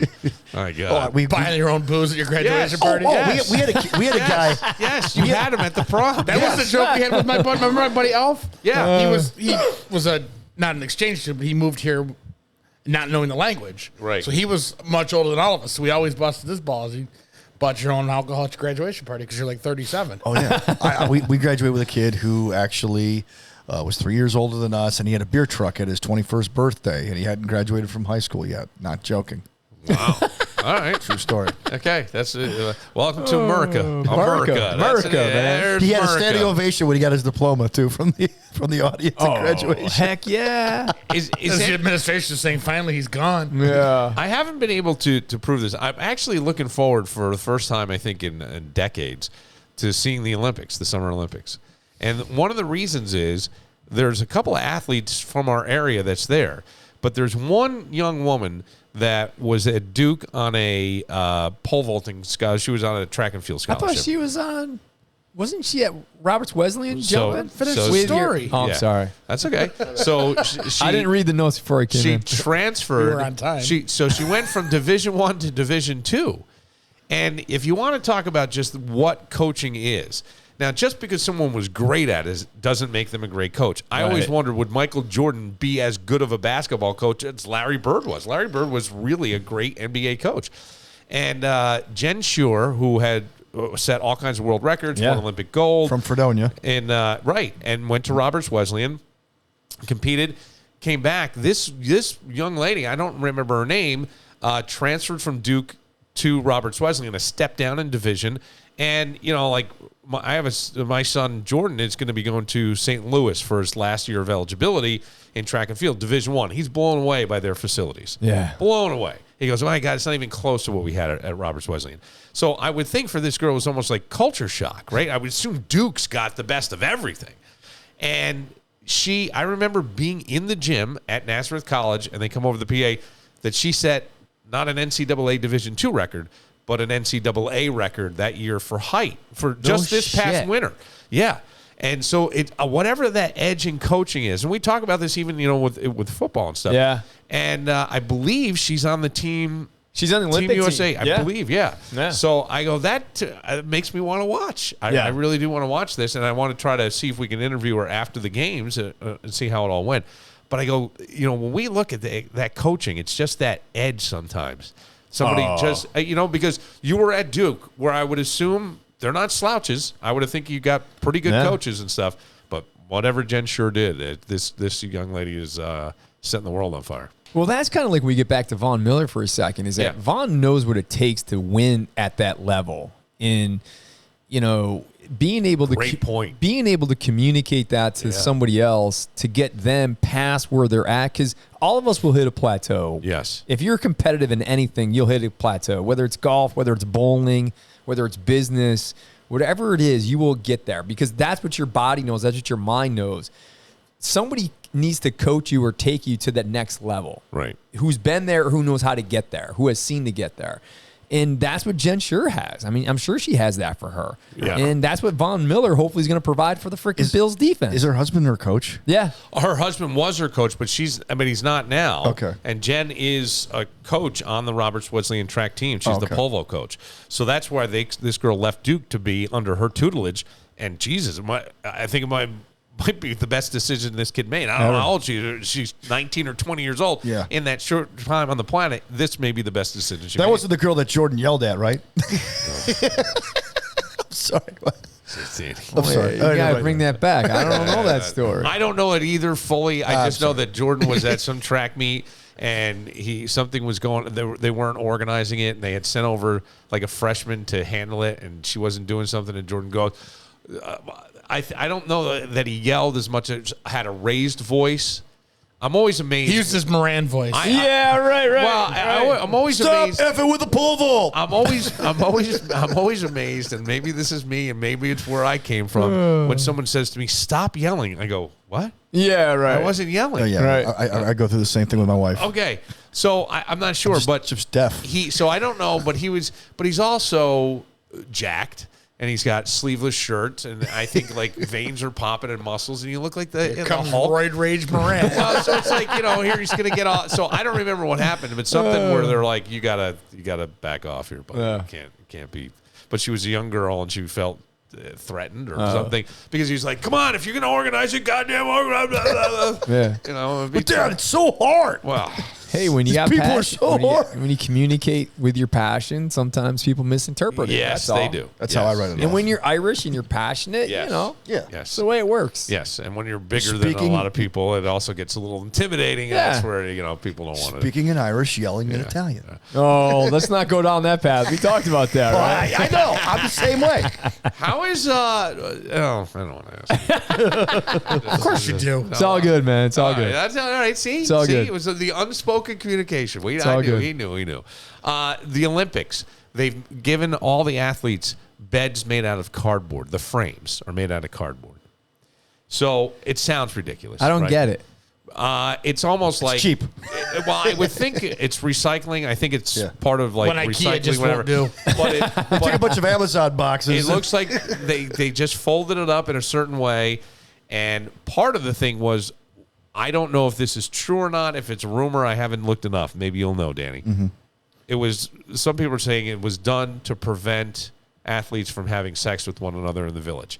And I went, how do you do that? You've got people in the prime of their life who are in the best shape of their lives. Oh my They're God. never going to look like they do in Paris again in their life. Right. I mean, they may look similar. They may stay in great shape. But, baby, this is the peak. You have hit – this is the Mount Everest of your life right here. And you're going to tell me that, all of a sudden, maybe you don't speak the language, but you speak the language of love. And here comes, the Portuguese pole vaulter and I don't know, some balance beam or who knows what. I'm like, but they're made out of cardboard. So I did see – I think it was an Irish swimmer and a British diver. Diver, yeah. Yep, there's an Irish swimmer and a British diver. Boy, those two never got along before. Huh? No, they didn't. I don't think they still don't. But I saw the British guy. He doesn't do much. The Irish kid is doing handstands and flips and all this stuff, and the bed doesn't collapse. But people are saying that the beds will collapse, but they're made out of cardboard and frames, but thicker. And it's all folded, and you've got multiple. Yeah, but the frame is made out of that. And Can I have the new bed, please? Interesting. Yeah. Women weaken legs. Would you find a different way to do it? There's other ways to do it. Well, that's the point they're trying to make. Well, the thing would be, would it not be bragging? Would you not take the crushed cardboard home to go, I didn't win gold, but man, did I win it. It depends on who you're with, right? I mean, if you're with the shot putter, if you're with the Bulgarian with the unibrow, yeah, you don't want the Russian shot putter. German shot putter. It's like, it'd be like, you go, Bill. I think the cardboard beds are part of the deal with NBC to get the NASCAR race from Watkins Glen to go into September just to piss off Randy. Yeah, that may be too. I don't know. Yeah, he's very upset about that going. Did they do that? You had to clean the rooms in Buffalo? Yes, for I did. Buffalo Bills training camp? Yeah, the first year that they were there, I cleaned their rooms. I was on the coaches' side, and Haffey Hall was the coaches, and Ward Hall was the players. How much semen did you clean up? What's that? How much semen did you clean up? Ay. We had to take the sheets and put them. But I mean, like what they would do is like you had Jim Kelly's DNA. They each had. I can grow my own Jim Kelly. It was Rob Johnson's. They had and Doug Flukas. They had Yeah, two. right. They each had two beds. Each player. Yeah. They put them So together. they push them together. But these beds were like hard, man. It's like these are college beds. Yeah. Still. They're made Someone for asked for pounding. extra mattresses, so they would just like stack them. Yeah, but these weren't probably because they were sneaking women into the dorm. These are huge. No. These are huge. Oh, but some of these First of guys all, did sneak women in. Eric Mold snuck in a couple of cooks that I went to school with. They both got like kicked off. I will Get guarantee fired you. from working. I will Really? guarantee you, Sean McDermott doesn't. None of that shit happens in his dorm. Yeah, I would. There's Wade not was a the head coach at the chance- time. Yeah, okay, I can see that with Wade. I got I can some see that bad- with Rex too. There's not a chance in hell that shit's happening in Sean McDermott's dorm. I don't think. No way. I don't think Greg. put I don't think a Greg lot Williams. of money on it that there was at least one player does. I don't think Greg Williams put up with it. I don't think McDermott put up with didn't it. someone I don't think Marone would put up with it. I But the rest don't of the know, coaches, man. Didn't someone? I don't remember Yeah. what team it was, but didn't somebody get cut a couple years ago on Hard Knocks? for having somebody in the For- room. was during Banging- the, wasn't it one of the players got for having sex in the room? They snuck a chick in. I don't and know. they found out about it and they cut him. Sounds like the Dolphins. I don't know. I know during the NBA. Rams maybe. During the NBA bubble, that was a big thing, sneaking women into the bubble when they had the pandemic. Well, there was one player. Well, first of all, that was at that point in time putting a bunch of men in one area and then. God. Come on, are you kidding me? That's not- Just so you know, I was trying to break that bubble too. There was a player years ago that they gave a camper to, and they let him stay in the camper out there, and then the company got the camper back. Ugh. Yeah. Oh. Yeah. It was like rubbers everywhere. And the thing is, like, well, wouldn't he have a little self-respect? Just put it in the garbage. Yeah, That's it, right. just put it in the garbage. But yeah, that was, and you know who I'm talking about. Yeah, I know who you're talking Yeah. about. 2016 Hard Knocks. Former Maryland wide receiver Deion Long was cut by the Rams for bringing a woman into his training camp dorm room. There was a guy in the Seahawks, Kamad Savard, for trying to sneak a woman in. He couldn't get her in. Yeah. The other guy got her in. Okay. Both got cut. So with the, I wouldn't mess with you. That's your whole future. Yeah. Another For what, team a may piece not. of ass? And Big by the deal. way, two guys that I didn't recognize their names as top college prospects. Did you? Those two? Yeah. That's what I'm saying. So No. you got an opportunity, Yeah, you're you gonna got blow an it on that? opportunity. Do you know Bob Blyer? Oh yeah. So Bob was in here, Yeah, and we did a know him one-on-one. well. And Bob was, we talked all about his time in Richmond, Yeah. and the records he broke, and kind of how he wasn't going to stay, and his father really pushed him. But the NFL, and he was like, "Look, it's a With the razor, Patriots. With the Patriots. but it's a razor thin Oh. deal because even then he said he had one season, he said, and it was really the strike season. He and Flutie had crossed the picket line, but he's like, that was it. And then I tried the World League and stuff, but you realize it's a razor thin opportunity that you have, and if you don't take advantage of it, doing this kind of shit, you're gonna lose it. Yeah. Who would, after putting all that time, effort, energy, sacrifice, commitment, Pain. all of that just to get a piece? I mean, come on. Yeah. And that's why I don't think, and McDermott is, how do I say this politely or respectfully, he's a control freak. Yeah. I mean, I'm a control freak. I mean, there's certain things in my business that I want to be a certain way because I have an expectation not only of internal but external. McDermott has the same thing. That's why he loves Fisher. He loves coming to Fisher. He does. People all the time give me, do you think they're going to come back and this and that? I mean, my conversations with Sean for the last 6 years plus now have been he loves it here because he loves the fact that every season is a new group of people, right? Yep. I mean, even they're on their contract, you got rookies coming in, you got free agents coming in. It's all about getting the chemistry. And one person doesn't make a team, but one person can destroy a team. Sean uses these 2 to 3 weeks in Rochester to create his team, to create his chemistry. And that's what he does it for. And he loves it for that reason. You go to these teams that are at their training facilities, which one of the things they love about here is that they do their meetings, they do their stuff, and then they get their free time at like 9 o'clock at night. And then they got curfew, bedtimes at like 10:30, 11. But they're all kind of under the same roof. But they're right there. Yeah. When you do that, when you're at your training facility, they go home. They're here, they're there. You know, you drive by the bar, you drive by the restaurant. You know, you don't have control over that. Here, where else are you going to go? Right. Sean used an opportunity for the guys to get together. They're playing pool, they're playing ping pong, they're playing video games, they're playing cards. They're doing like stuff that you do in a college dorm when you're getting to know your boys. You're getting to know your girlfriends. That's what they use it for, and he loves it for that reason. Fast forward to when the new stadium's built. I think there's a lot of concern about whether or not training camp would continue here. But you laid out everything that would make sense to me to try for 2 weeks, 3 weeks to get everybody under the same roof, to get on the same page. Yeah, and I still think that's the biggest attraction that Rochester provides and Fisher provides for the Bills. You then balance the business side of it and you balance the player side of it. The training facilities here are not nearly as strong and as accommodating as they have in Buffalo. I mean, the facility they have in Buffalo is like the top-notch state-of-the-art facility. In terms of rehab and all the other therapy departments and areas, I mean, they have the best of all of those facilities. Right.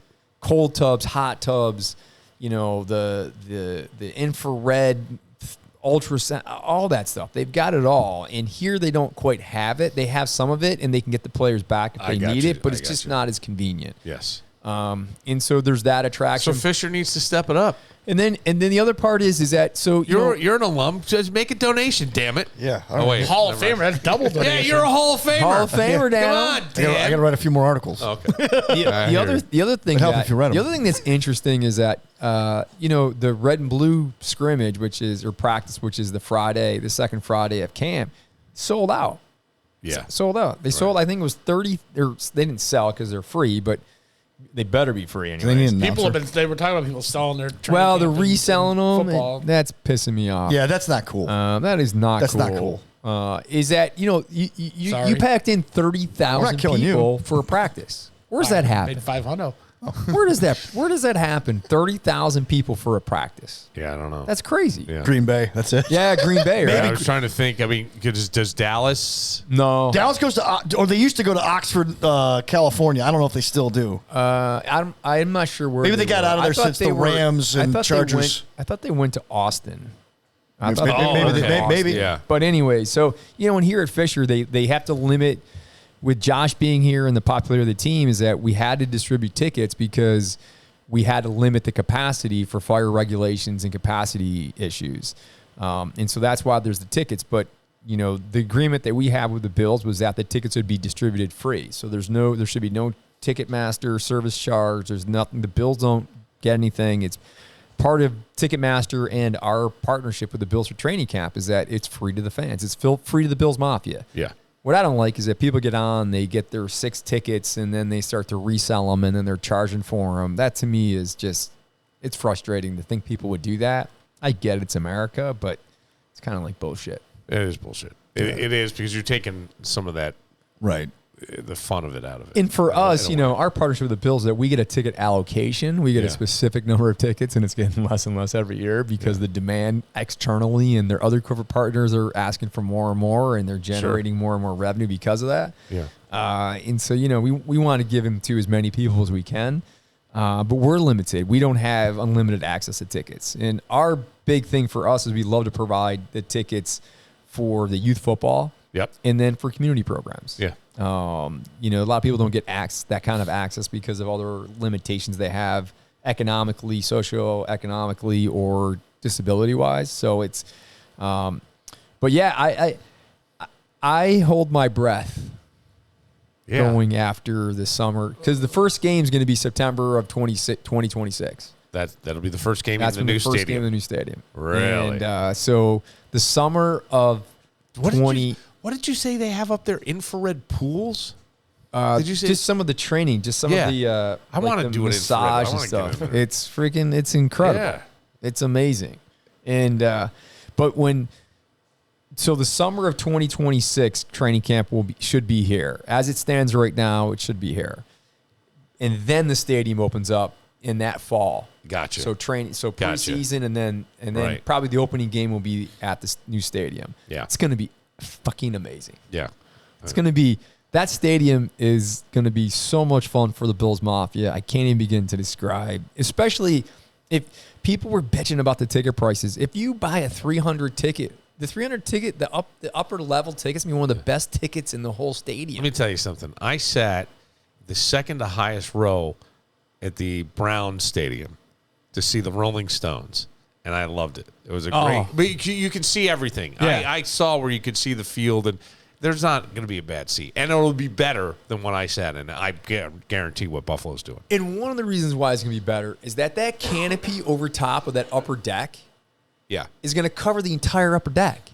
So any rain, any snow, and the wind isn't going to be affecting the upper deck like it does right now. Right now, it's horrible up there, right? Yeah. You get the rain, you get the snow, you get the wind. It's freaking horrible.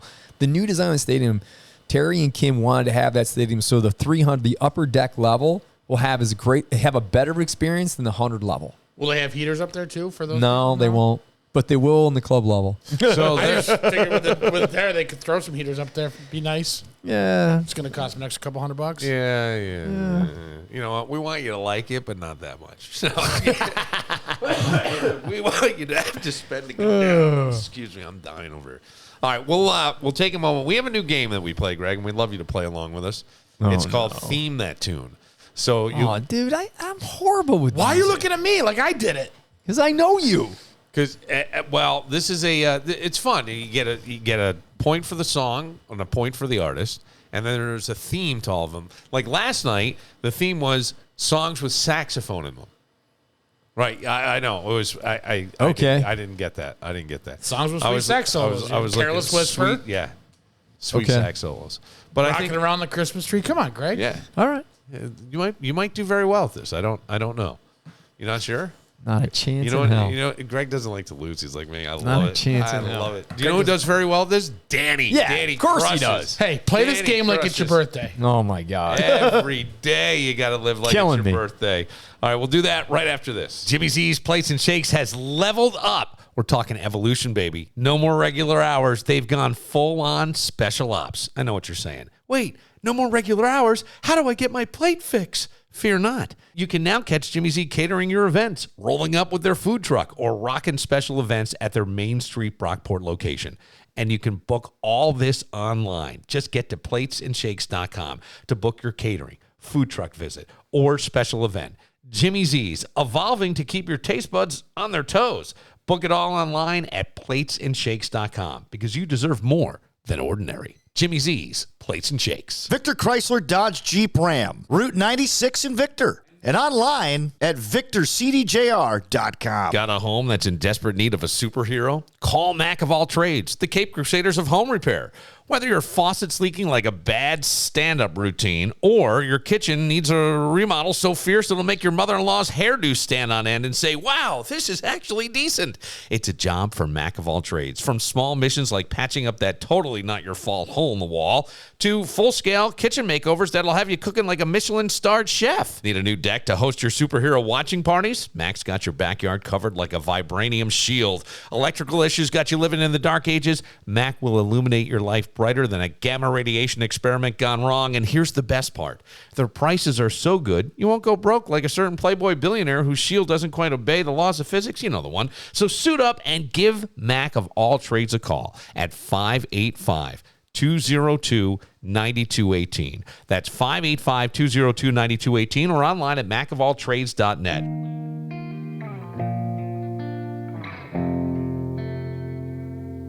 For a while there it was rough, but lately I've been doing better than the last 4 cold Decembers I recall. and I see my family every month. I found a girl my parents love. Benson Boone. She'll come and stay the Familiar with night, him? and I No. think I might have it all. Benson Boone. Danny, if I say to you, I like your drip, do you know what I'm saying? Wait, you know the song? Who just sang that? Oh, you do know it. Yeah. Yeah, I like this. The guy who doesn't know anything about music's over here singing. Yeah. I listen to a lot of music. I just don't. Greg likes top 40. I do. Yeah, I do too. I'm a romantic. I'm a hopeless romantic. Listening to top 40 with WAP. Dude, I'm a Bruno Mars fan. Come on. You're surprised at how that might work. True. Yeah, the WAP. Tonight. The drip. Do you know what? Your attire. Yes. All right, Your good. look. All right. Not There just you your wardrobe, but your look. go. I always love when Dan Mason drops the term drip. Yeah. Yeah, we got new drip. And fireworks. Speaking of damnation, you should hit your thing. Yeah, for your August birth- 11th. I'm throwing out the first pitch at the Red It's Wings. August 15th. August 15th. Thank you. It's a Thursday. It's a Thursday, August 15th. Get your tickets now. See Yes. where Bill's going to put the ball. Catcher's mitt. Hey, Third row. Did you get my or hit spikes in the Did you nuts. get my DM? No. You slide in. Oh, you didn't get my DM with oh my God. no. The guy from NFL Network, huge Kyle Bills. Brandt. Kyle Brandt. Did you see that? Bobblehead Did you night? see when he threw the first pitch out for the Bisons? No. Oh, dude, you got to do it. It's the best thing ever. Okay. I got to take He's a look at got this. great pump music. Yeah. And he does the whole thing. And then what he does with the first pitch is epic. Wow. I wonder if they'll Epic. let me have my own pump music.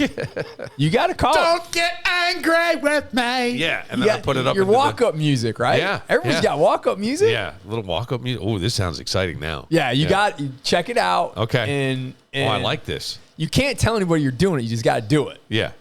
Right. They're never gonna know. No. But it was if anybody had ever invited me to do a first pitch, this is what I would do. Wow. I got to go. We could probably 100%. make that happen. Nah. Actually, you can't make it happen in that stadium. I'm not allowed inside that stadium. What? No. What did you do now? Don't you know who the sponsors of that stadium? Oh yeah. Okay. Yeah, I know. That's all I gotta say. Yeah. I can buy a ticket to go in. Ain't nobody's inviting me in. Oh, I got you. I got Oh wow. And certainly nobody's gonna put my name up on any boards. That's like the one place.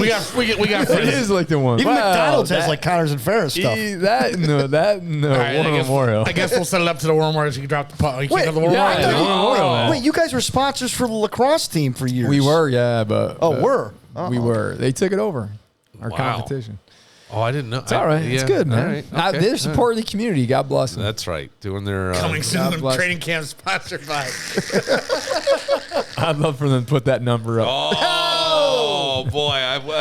That was a set for Greg the Spike. Oh man, was that a set? Set spike. Jeez. Set bump spike.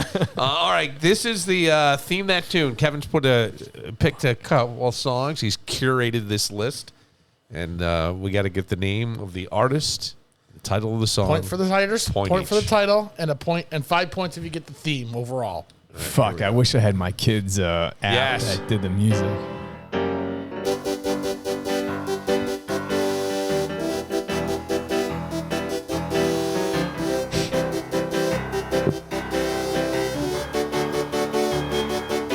I remember when rock was young. Me and Susie had so much.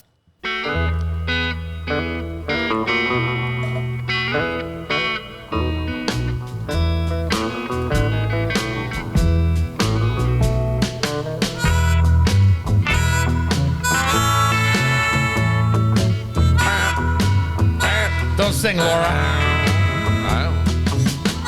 I've never heard this song before. Yeah. Yes, you have. Oh, he has.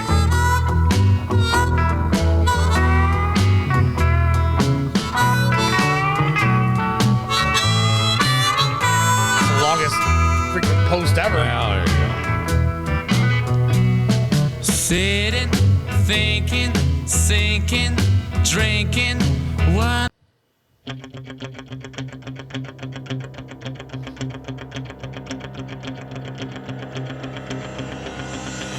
This is what gets Greg out of bed every morning.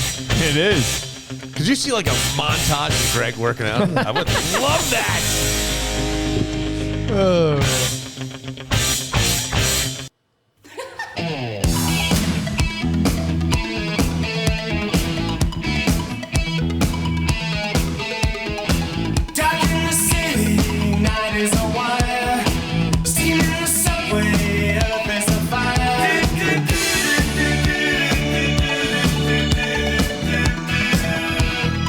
Greg's struggling over here. I love it. How is he struggling? I recognize him. I just don't know.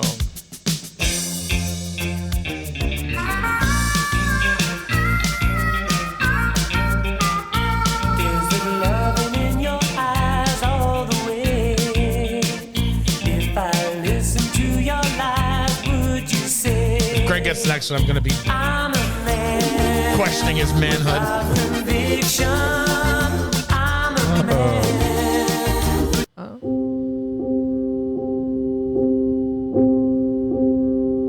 Still 50-50. I am someone who, until recent events, you shared your secrets with. In your location, you forgot to turn it off. And so I watched as you walk into some bar called the Black Dog.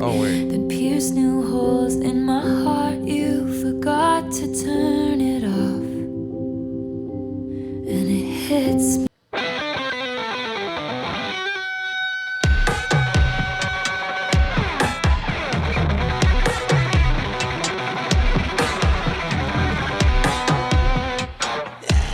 Do you know the name of the song? He does not. Oh, come on. waiting. Greg gave up. He's got the Bill question marks on his paper over there. I write question marks every time. I don't know. I do it all the time. I don't know.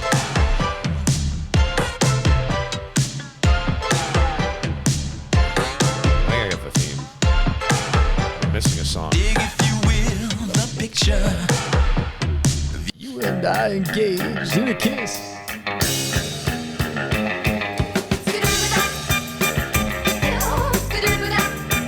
We were at a party.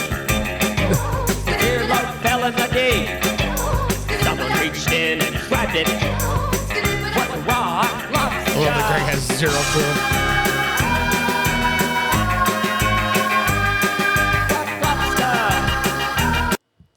All right. Back to the top. Back to the top. Oh my fuck. Here we go. Greg, who do you got for this one? You can start with somebody else. Are you kidding me? You don't know who this is? You know this. Come on. You have to know this. I just You've put probably down Elton seen- John. Yeah, Yeah. you know the song. That's I have one no point. idea what the name of the song is. Crocodile Rock. Yep. So Greg gets 1 point. You got 2 over there. I'm guessing you got 2. Yeah. This one is tough. Danny. Rolling Stones. Yeah. It is the Rolling Stones. It's not Midnight Rambler, though. It is not. It is not. Oh, the Spider and the Fly. It is. It's an old Stones. I love this song. We know this one. Come on, Greg. Frank Stallone. This is about the only song I know. Okay. Who is it?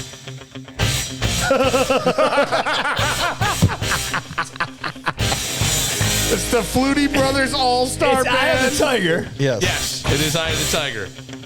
I don't know who the fuck sings it. The Flutie Brothers All-Star Band. Survivor.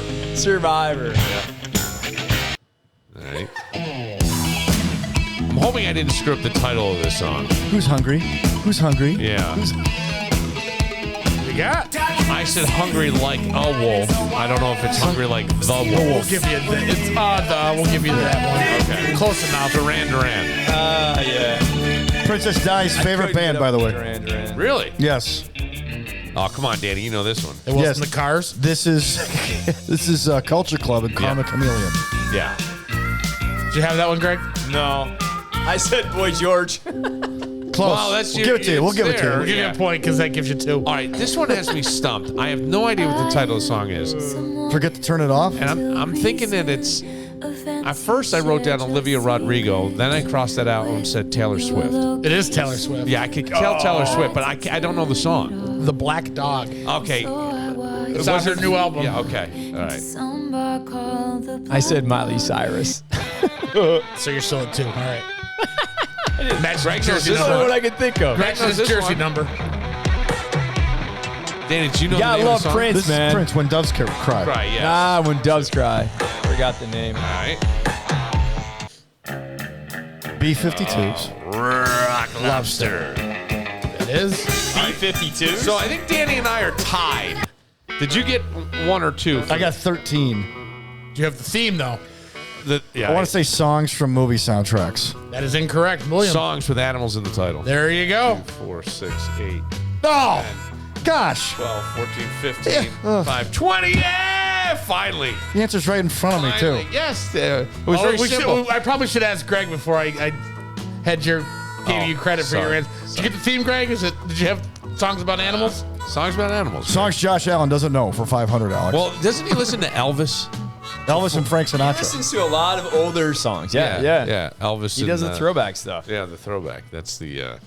That's the influence of his mom and dad, Joel and Levon. They come to a lot of games. I mean, all of them. Yeah, all of them. Yeah. I usually see him more regularly at the away games than I do the home games because I do my thing, they do their thing. But his parents they're great people. And if you saw them in the parking lot, you'd never know that they're Josh Allen's. Well, his mom usually bedazzles something that has 17 on it. Yeah. But they're great people. And that's why Josh is just such a down-to-earth good guy. My buddy went to a Redskins game on a road game. I think it was maybe in New Orleans or something. This is when Kirk Cousins was our quarterback. Yeah. And he's sitting behind Kirk Cousins' parents, and Kirk Cousins is having an awful half. And my buddy's just MFing. Ripping him? Screw, this guy sucks. The parents are on halftime. Yeah, we're Kirk Cousins' parents. They were cool. Yeah. They were cool. They're like, yeah, we get it. Yeah. He did suck. Yeah. He's like, wow. But at the end of the day, we were worth $200 million. I've ever been in my life when they. How is that possible? Because Bruce Allen of Washington did not believe in him. But he didn't believe in him not enough, if that makes sense, right? Yeah. So in other words, we can't do better than this guy. So we have to keep giving him the franchise tag, even though we don't want to keep him. Yeah. And then Minnesota was in quarterback purgatory. The Jets wanted him, and Minnesota outbid the Jets to land him. And, he brought him to the playoffs a few times. Did. But he was like Dak Prescott. He has a ceiling. He just puts teams in quarterback hell because now they got him for 4 years. Right. And they drafted that kid in the top 10. I actually am the only person in America who thought that was a smart move. Who? Atlanta. After they had already signed Cousins and given him $100 million. Dan Marino and I said it's a smart move. Drafting that kid from Washington because if he screws up, okay, well then the money's gone. It's a sunk cost theory. Right. The money's gone. Yeah. If you can turn it over to the other kid and get you to the playoffs, no one's going to care that you spent $100 million. And the other thing is, But these guys, they don't think like he's that. on his rookie contract, so Right. you're Thank you, paying Greg. nothing on that. Yeah, it's the Tua, right? Tua's off his rookie contract, coming off his rookie contract now, and the Dolphins. If the Dolphins don't hit it this year, and I didn't see that they're paying third contract. No, it's his This is his second. It'll be his second contract. He's coming off his rookie So contract. I thought he had like $53 million or something on his last deal. No, They haven't signed it, though. No, Or he lost it. hasn't. His current contract, I And thought when he he looked it hits this contract, he's going to hit it in the 50s, where Josh looks like a freaking. Josh is Bargain. I think Josh is the 11th 15? highest. Oh, is he 11? I thought he was up to 15. Maybe he's 15 now. Yeah, but 15 he was one for about 25 minutes. Yeah, 25 seconds. Yeah. And so with Tua, they pay him that money. They got all these other guys on the offense. He comes off his rookie contract. You got to pay these other guys. That team, that's what the NFL does with the salary cap, which is a genius. But man, it's like, and then with Rodgers, right? I mean, these guys are going to start to come off of their rookie contracts because they suck so bad and they have all these great draft picks the last 3 years. They're going to start hitting too. Rodgers, really, the Jets window is 2 years. They've got 2 years, this year and next year. And then after that, then they got to start paying the other guys, and then the team will just start to shrivel. But Josh, that's the one thing, who was it?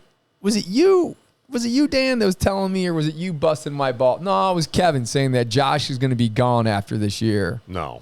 Who said that? Was that you? Somebody wasn't me. Somebody was giving me all kinds of shit that Josh is. Notice that when someone gives him shit, he automatically goes to you. Of course. I His appreciate contract, Josh's contract actually is up I think it's 2 years where the option occurs. And they kept on saying how he's out of here because he can't hit his potential. He's not going to win the Super Bowl and all that. And Josh is the kind of guy. Josh will take less if he can get the cap. If Bean is showing that they're doing what's necessary to support him to get to win the Super Bowl, Josh will take pennies on the dollar just like Brady did. Brady did the same damn thing. Format of the hated New England Patriots and take They are. less to win more. He will. Yeah. Well, I thought he sort of gave him a discount already. Did you guys see the podcast that he was on? I can't remember which one it was. They said, who was it? They asked Josh if the Bills were guaranteed to win a Super Bowl next year, would you retire and never play football I did again? See he said that. He said yes. And he said yes. He goes, for the Bills Mafia, I would do it in a heartbeat. Yeah, or I thought it was if he retired and then they won. Yeah, and then they won. Yeah, with him not playing. Right. But it's guaranteed. And he was like, well, then I would feel like I contributed to the Super Bowl. Yeah. For the Bills Mafia, I would do it. Yeah. That's the kind of guy you want. That's why he is and will always be part of the Bills Mafia. Did you decide what away games you're going to this year? I think I got it hammered. I'm about to make the plan. So the Dolphins game down in Miami on Thursday night. That's going to be freaking crazy. I'll drive, and hopefully we'll be coming off of that Cardinals win on Sunday, and then Seattle. You are going to Seattle. Yeah. So heading out west, probably going to make a trip to Napa, San Francisco to Napa. Oh, buddy. Then up to Seattle. Never been to Seattle. Looking forward to trying out, seeing what that stadium is all about. The fish throwing. And then December, going to the Rams game that second weekend in December for SoFi. 2 trips to the West Coast. Trips to the West Coast, man. 2 trips in the fall to the West Coast. Yeah, and then in the beginning of the year, Luke's at Alfred. Hopefully he stays healthy, and if he has opportunity to play, I'll be at all of those games. And then we got Will's in his senior year, Penn State, and Penn State's is poised to. You never can tell with colleges. We got to go as a show to Penn State with Greg just to see the atmosphere. Actually, we do got to go, and the game is the third game of the year. I think it's Kent State. I'm trying to get. There's a bunch of people that want to go down for a game. That'd be a great game to go down to. Look at this. I mean, you got to get a calendar. By the way, you got to sit down. You got to plan it all out. By the way, Penn State. Joel Klatt was on Cowherd's show today saying that he goes, Penn State might be an under the radar team this year because they expanded the playoffs. They did. Now they're going to be a team that's going to get in. Because they're hoping. The Pac-12 teams that have joined the Big Ten aren't ready for the Big Ten. They just don't have the rosters or the manpower. They think that the Big Ten is going to eat those, like Michigan, Ohio State, and Penn State are going to eat those teams alive, and you're going to get 3 or 4 Big Ten teams in the playoff. Yeah, the interesting thing, and again, this isn't necessarily a Penn State crowd podcast, but the Penn State schedule sets up very well for them. Because they play, of their first 8 games, I think 6 of them are at home. Wow. Okay. And, and they do not play Michigan this year. They play Ohio State. Lot. Yeah. Those first, I think their first game is at West Virginia, and then I think they play 5 home games. Okay. And they've got UCLA. I think their first away game is USC, and it's like the second or third week in October. Okay. So. And they don't play Michigan this year. They do play Ohio State at home, I believe it is in the first. I think it's like the first week in November. That'll be a big one. So it's going to be. Penn State could. I still think Penn State. They're not going to go undefeated. I still see. You got Ohio State in there. You've got USC on the West Coast. There's a couple of Washington. I think is at home. So there's Michigan State, I think, is there. There's a couple of tough games, but they might lose 1 or 2. But I think they sneak into the playoffs, hopefully. And you never know when you get to the playoffs. Right. But it could be interesting. It's a good year. I think for Western New York football, this is going to be a lot of fun. Wow. All right. Well, look at this. All the plans being made. Training camp opens. Look at him. I haven't seen him this happy. No. It's like Christmas morning. It's like Christmas. Right this there. is the year. Christmas in July, baby. Christmas in July. Here we go, Buffalo. Get out to training camp. See Greg Connors. Read Danny's articles in the Times of Wayne County. Goes for you, too. Yes, it does. I was yelling at myself. Kevin for putting together another great game. I'm Bill Moran. We'll see you tomorrow.